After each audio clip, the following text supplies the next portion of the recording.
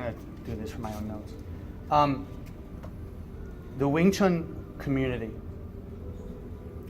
is very broken. It's just like any family. You have cousins you don't like, and then you have cousins you like, okay?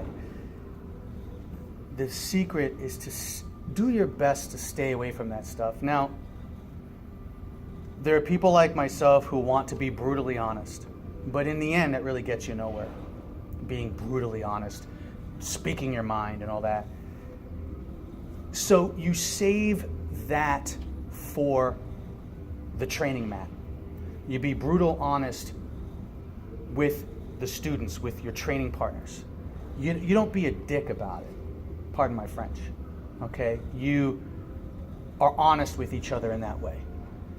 Passive-aggressive digs on the internet, it just makes you look like the jerk.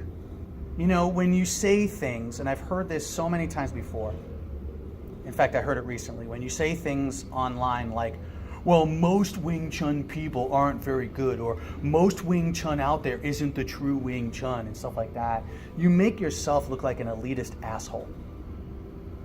And usually the people that I hear saying that, not always, but usually the people I hear saying that have no evidence that they can fight. They say they can. They talk up a good game, but good luck finding any video of them sparring anyone of worth. Good luck finding any evidence. And again, we have to be skeptical. We have to be critical thinkers, evidence-seeking people in the fighting world. You know what's great about boxing and Muay Thai and kickboxing and jiu-jitsu and wrestling and MMA and fencing, and I can go on and on. You know what's great about that? Winners and losers. Winners and losers. Because in the boxing ring, you either can box or you can't. Boxers don't talk, they walk their talk. Jiu-jitsu, wrestlers, all those people, guys and girls, they walk their talk and they talk their walk. Okay? That's important. So when you're out there, the most important thing is just train. But you should spar. And don't be afraid to get beat up. Don't be afraid to lose. Because through losing, you gain what? Experience, knowledge. I've been beat up so many times it's not even funny. I've lost, and I'm not afraid to show my loss, because that's what makes me better. Beware of the person who never wants to look bad. Beware the person that talks, but when you ask them for evidence that they can actually do what they claim they can do, they tiptoe and tap dance away from the subject. And they come up with, again, bullshit excuses that, oh, well, what we do is too deadly for sparring.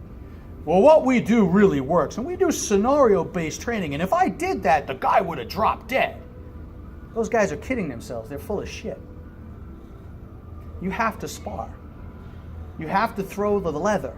There are people out there, you do. You have to throw the leather. You have to glove up and throw. And you're going to get hit. And when you get hit, and at the end of it, you walk up to your partner and you say, hey, thank you.